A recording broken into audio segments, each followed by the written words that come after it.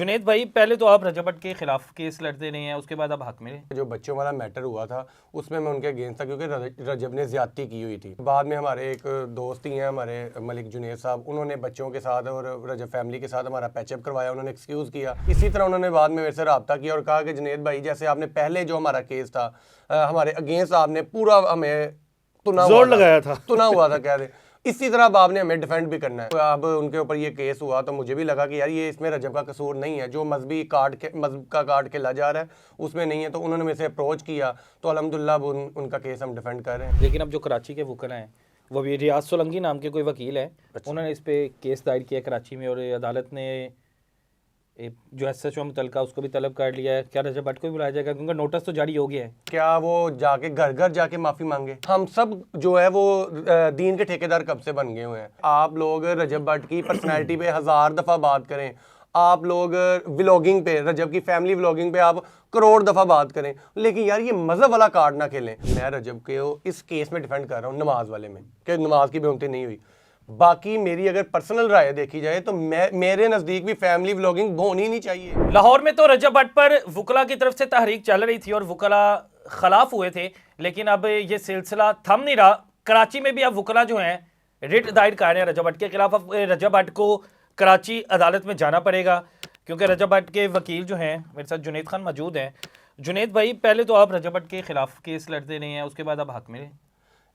भाई सबसे पहले मैं आपको ये बता दूं कि जो बच्चों वाला मैटर हुआ था उसमें मैं उनके अगेंस्ट था क्योंकि रजब ने ज़्यादती की हुई थी।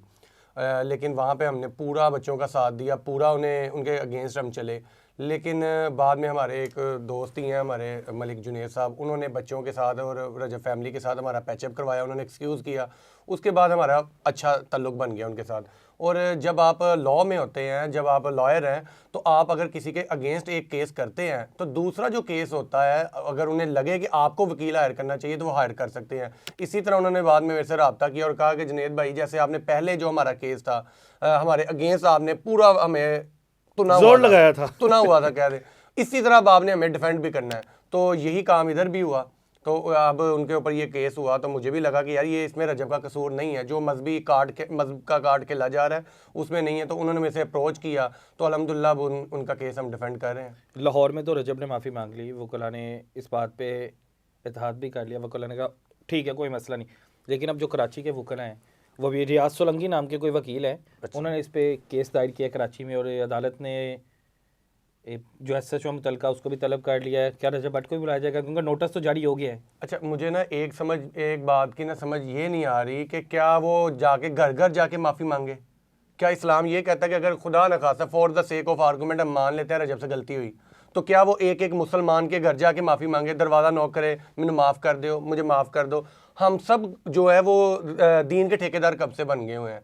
एक बंदे ने माफ़ी मांग ली, उसने कहा यार मैंने गलती नहीं की, उलमा को बिठा के बताया कि यार मेरी क्या, मैंने इस वीडियो में मैंने कोई गलती की?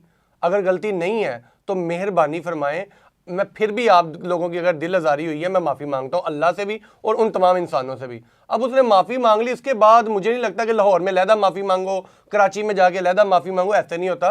और दूसरा जो अंदर वकील साहब है उन्होंने केस किया है, वो उन्होंने रिट की है 22/22 की, उसमें रजब को तलब नहीं किया गया, उसमें उन्होंने SHO से कमेंट्स मांगे हैं कि आप बताएं कि क्या ये पर्चा बनता है, नहीं बनता, आपकी इस पे क्या राय है। तो SHO से रिपोर्ट तलब की गई है। अब जो उसे नोटिस जारी हुआ है रजब को? नहीं, रजब को नोटिस नहीं जारी हुआ, कमेंट्स मांगे गए हैं SHO से। अब SHO की स्वाबदीद है, वो रजब को बुला सकता है या SHO खुद ही कमेंट्स दे सकता है कि जनाब मैंने ऑब्जर्व किया, इसमें वो माफ़ी तलाफी भी होगी, उलमा कराम का फतवा भी आ गया हुआ है, तो अब ये केस बनता नहीं है और जो ऑफेंस मेड आउट करवाए जा रहे हैं वो भी नहीं बन रहे। अब आपको लगता है कि ये सारा का सारा जो सिलसिला है ये इस वजह से चला है कि रजब भट्ट की गुड्डी चढ़ी हुई थी, तो सारे फेम हासिल करने के लिए रजब भट्ट को एक स्पेशल टारगेट कर रहे हैं? हाँ, किसी हद तक आप ये कह सकते हैं कि देखिए हर बंदे का दिल करता है कि यार वो फेमस हो, हर बंदे का दिल करता है कि वो फेम हासिल करे।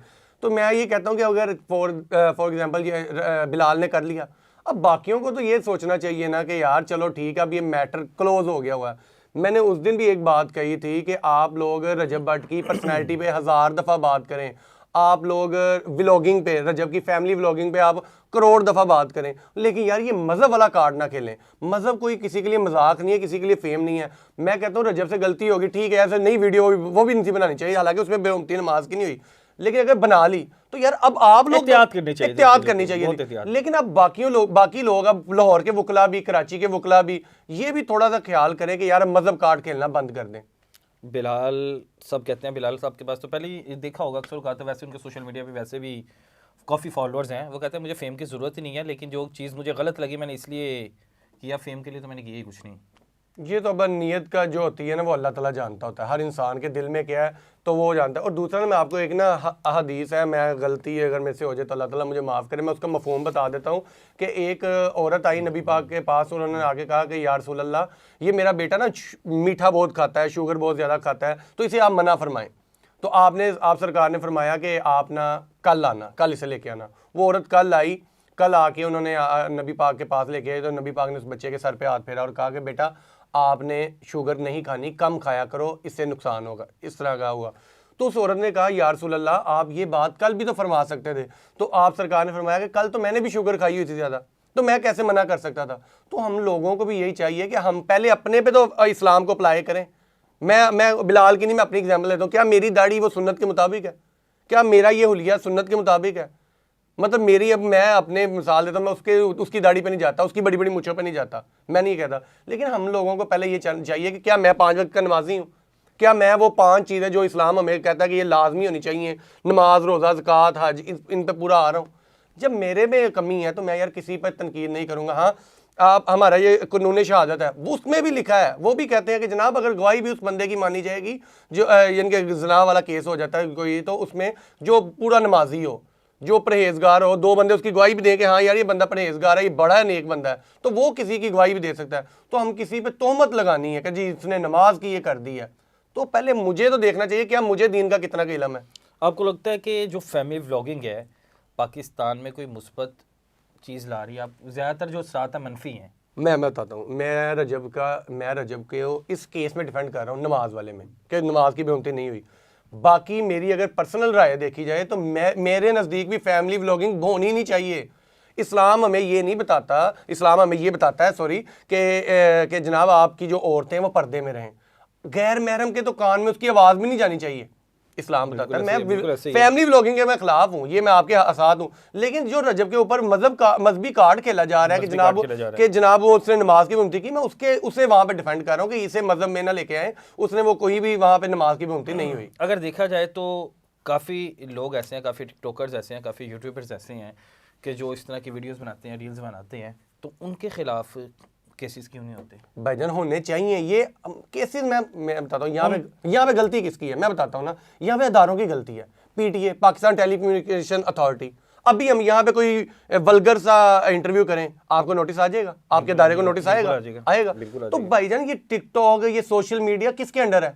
उन्हीं के अंडर आ रहा है। अगर वहां पे कोई ऐसा मवाद होता है तो किसे कार्रवाई करनी चाहिए? उस अदारे को करनी चाहिए। अब उठ के वकला तो नहीं करेंगे, हर जगह वकला ने तो नहीं कहना कि अच्छा जी ये भी मैंने रोकना है, वो भी मैंने करना है, इसके खिलाफ भी मैंने जाना है। तो ये हमारे जो अदारे हैं ना उनकी नेग्लिजेंस है। एक बाकायदा लेजिस्लेशन होनी चाहिए, बाकायदा कानून साजी होनी चाहिए कि जनाब इस तरह का मवाद कोई भी अपलोड नहीं कर सकता, चाहे वो अच्छा है बुरा है वो नहीं देखा जाएगा, वो बाद में देखा जाना ना। नमाज को क्यों लेके आ रहे हैं अंदर अपने थोड़े से व्यूज के लिए? FIA जो है कोई हुकूमत के खिलाफ आप बात करोगे आपको घर से उठाएगी, लेकिन FIA इन चीज़ों को क्यों नहीं देखती? नहीं है, मैं बता रहा हूँ ना कि FIA तब हरकत में आएगी जब उसके पास कंप्लेन जाएगी। पहले अदारे ने कंप्लेन करनी है ना। बिल्कुल। जो PTA है ना वो एप्लीकेशन देगा, FIA को दे देगा, FIA आगे इन्वेस्टिगेशन करके वो पर्चा दर्ज हो जाता है। ये मैं कहता हूँ नेग्लिजेंस है हमारे अदारों की। अदारों को थोड़ा सा हरकत में आना चाहिए, थोड़ा सा लेजिस्लेशन होनी चाहिए। सोशल मीडिया सचमुच बेलगाम हो चुका है, बहुत ज़्यादा हो चुका है, बहुत ज़्यादा वो बेलगाम है। यहाँ पे आप व्यूज़ के लिए आप जो मर्जी कर लो। ये जो लाइव बैठे होते हैं टिकटॉक पे, पाकिस्तान में बैन है वैसे, लेकिन जो लाइव बैठे होते हैं आपको नहीं पता वो क्या क्या बातें और क्या क्या गुफ्तगू हो रही होती है। आप बिलीव करें, मैं ना, मेरे वालिद साहब ना वो ज़रा देसी बंदे हैं, उनके पास छोटा मोबाइल है, वो उन्हें बड़ा मोबाइल उन्हें दे दिया। आप बिलीव करें, उन्हें बताया भी थोड़ा सा कि ये ना यहाँ पे रील आएगी, आपने वीडियो देख ली ऊपर कर लेना, यानी कि अब वो बंदा घर बैठे बोर ना हो, यानी कि थोड़ा एक्टिव रहे। वो मुझे अगले दिन कहते पुत्र ਇਹਦੇ ਵਿੱਚ बड़ा गंद है यार, हुणे इस्लामी वीडियो चलती भी थी, मैं पूरी वेखी लामा साहब का बयान, उस बाद एडी गंदियां गल्लां वाली वीडियो आ गई पुत्र, मैं तो जल्दी जल्दी बंद, मैंने तो बंद करना भी नहीं आता। मतलब कहने का ये है कि आपका अभी मजहबी चल रहा होगा, अगली जो रील आएगी वो फांसी वाली आ फांसी जाएगी। वाली होगी। बिल्कुल ऐसे ही अगर देखा जाए तो जितने भी सेलिब्रिटीज़ हैं, जितने भी ये यूट्यूबर हैं, अगर हम रजब की आज बात कर रहे हैं, रजब के टॉपिक पे, तो रजब ये देखें, ये सारे टिकटॉक लाइव बैठते हैं, हम रोज़ाना का 30 लाख 40 लाख 50 लाख 1 करोड़ तक भी इनकी आमदनी है जो गिफ्टिंग होती है। तो क्या पैसे के लिए आप सब कुछ अपना बेच दो, आप भूल जाओ कि आप कौन हो, किससे आपका तल्लक है, यानी पैसा अब हमारे लिए ज़्यादा ज़रूरी हो गया है। ये अनफॉर्चुनेटली ये आपने ना ये हकीकत बात बताई है, ये हमारे दायरे यहाँ पे हो रहा है माशरे में कि हम लोग ना पैसों के लिए ना जो मर्जी कर लें, जो मर्जी हमसे करवा लें, किसी भी हद तक जा सकते हैं, किसी भी हद तक जा रहे हैं। ये हमें अपने बच्चों की ना एजुकेशन पे तवज्जो देनी चाहिए और उन्हें ना अखलाकियात दिखानी चाहिए कि अखलाकियात क्या होती हैं। बेटा पैसा तो मैं बताता हूँ, मेरे अब आपको भी पता है मिलियंस में मेरे फॉलोअर हैं। मेरा छोटा भतीजा वो मुझे उस दिन कहता चाचू आप क्यों नहीं लाइव आते यार, चाचू देखो ना वो फलां के पास डक्की के पास इतने पैसे आ गए, रजब के पास इतने पैसे आ गए, चाचू आप भी तो किया करो ना कुछ, लाइव आओ। तो मैंने उसे ना आगे से समझाने के लिए, अब बच्चे को आपने उसकी ग्रोथ करनी है, आपने उसकी ग्रोमिंग करनी है। मैंने कहा बेटा चलो मैं करता हूँ, मैं भी कुछ करता हूँ। फिर मुझे उसके लिए ना आपकी मम्मा जो है ना उन्हें भी लेके आना पड़ेगा कि ये मेरी भाभी हैं, आप अपनी मेरी वालदा, ये तुम्हारी जो दादो है ना उन्हें भी लेके आना पड़ेगा, ये बाकी जो चाची हैं इन्हें भी लेके आना पड़ेगा, सब यानी कि जो आप दूसरे भाई की बेबी हैं उन सबको, ये सबको हम लेके आएंगे। तो बेटा फिर ये जो छोटी बहनें हैं इनको भी साल व्लॉगिंग में लाएंगे, तो करेंगे अपनी फैमिली व्लॉगिंग, हो जाएगा काम। थोड़ी देर सोच के कहता नहीं चाचू यार ये तो गलत है, हम अपनी माएँ बहनें क्यों दिखा रहे हैं। बच्चे को समझ आ गई। तो ये हमें बच्चों की और जो आगे आने वाली जनरेशन है ना उनकी हमें ग्रूमिंग करनी पड़ेगी। क्या पैगाम दे रहे हैं ये यूट्यूबर और टिकटॉकर, जिस बंदे ने 16 साल लगा के डिग्री करनी है, जिसने 18 साल लगा के डिग्री करनी है, इंजीनियरिंग, डॉक्टर, MBBS, मुख्तलिफ किस्म की डिग्रियाँ करनी है, IT की डिग्रियाँ करनी है, उन्होंने सारी ज़िंदगी के बाद 20 साल की तालीम के बाद 40-50 हज़ार की नौकरी करनी है, तो वो ये नहीं सोचेंगे कि हम लोग भी यूट्यूब बचपन से चैनल बना के अपना फ्यूचर सिक्योर कर लें। ये हराम और हलाल में फ़र्क आ जाएगा ना। अब वो अपने मिर्ज़ा मोहम्मद इंजीनियर साहब हैं अलामा, वो उन्होंने उनसे ना सवाल पूछा, उन्होंने कहा कि जनाब आप ये फैमिली व्लॉगिंग है ये इसके बारे में क्या कहते हैं। उसने कहा कतन हराम है ये। उसने कहा ये तो सवाल बनता ही नहीं, ये तो अंडरस्टूड बात है कि हराम है। क्यों? उसने कहा माएँ बहनें दिखा के कुछ भी करके ऐसा डांस करके जो इनकम आएगी वो हराम होगी। तो मैं ये कह रहा हूँ, एक दिन मैं डक्की की एक वीडियो देख रहा हूँ, उसमें वो कह रहा है मैं देखो जी मैं करोड़ों रुपए कमा लेता हूँ, मुझे डॉक्टर भी, मुझे स्टडी ने क्या दिया। मेरा तब दिल कर रहा था कि इसके खिलाफ बंदा वहाँ पे एप्लीकेशन दायर करे, रिट करे कि जनाब आप आने वाली हमारी जो जनरेशन हैं उन्हें क्यों खराब कर रहे हो। हमसे अगर हर बंदा व्लॉगिंग पे चला गया, ठीक है पैसे कमा लेंगे, तो भाई मुल्क कैसे चलना है। यहाँ पे डॉक्टर्स बनने हैं, इंजीनियर्स बनने हैं, वुकला बनने हैं, यहाँ पे स्कॉलर्स बनने हैं, भाई वो कहाँ पे जाएंगे। बच्चों को डिसार्ड किया जा रहा है, डिसार्ड। जब ये याशी वाली जिंदगी दिखाते हैं ना तो एक बंदा जो 50,000 कमाता है ना उसके अंदर असासे कमतरी पैदा हो जाती है। वो बच्चा जो 16 साल पढ़ाई कर रहा है और कुछ कर रहा है, एंड पे जाके वो इतने बरसों के बाद उसे वो 50,000 लाख रुपए सैलरी मिलती है, वो मायूस हो जाता है। और जब इन लोगों को देखता है कि एक महीने में करोड़ों रुपए कमा रहा है तो अंदर सासे महरूमी पैदा हो जाती है, सासे कमतरी पैदा हो जाती है। तो ये चाहिए दारों को भी कि कुछ हद तक इन्हें अभी कंट्रोल कर लें, अभी इतना नहीं फैला ये हमारा इस्लामी जमहूरिया माशरा है, इन्हें थोड़ा सा कंट्रोल कर लें, रिस्ट्रिक्शंस लगा दें कि इतना आपने करना है। बिल्कुल ऐसे। अब आपको लगता है कि रजब भट्ट जो है आखिर में रजब भट्ट मुल्क छोड़ जाएगा? नहीं, क्यों छोड़ेगा भाई। मुल्क देखे, मैंने उस दिन भी कहा पाकिस्तान का कोई ठेकेदार नहीं है, पाकिस्तान सबका साझा है, मेरा भी उतना ही है, आपका भी उतना है, रजब का भी उतना है। रजब अगर वो उसके ऊपर कोई ऐसा मामला नहीं है, उसे क्यों छोड़ने की जरूरत है। ना कोई धमकियां अगर कोई देता है तो वो पुलिस में कंप्लेन करे, दायरे मौजूद है, तहफ़्फ़ुज़ मौजूद है, हर जगह दिया जाएगा, तो ना ही उसे कोई ज़बरदस्ती मुल्क छुड़वा सकता है।